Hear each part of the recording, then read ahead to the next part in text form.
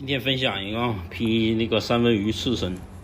首先呢，就是刺身那个肉，这一整条的这是。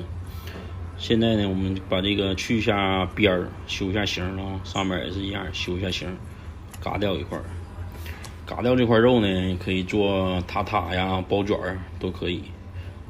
现在就是开始一刀一刀的，这样是备料的啊。从这面劈，就是说能保证这个每一片和一片的都挨在一起，然后油脂的话应该不会跑太多。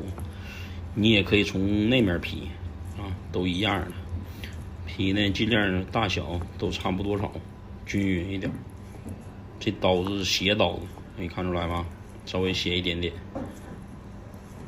到最后一刀，后面那就不够大了，就不要劈了。刀插进这个鱼后面，拿过来放在盘上，这就是备料备好了。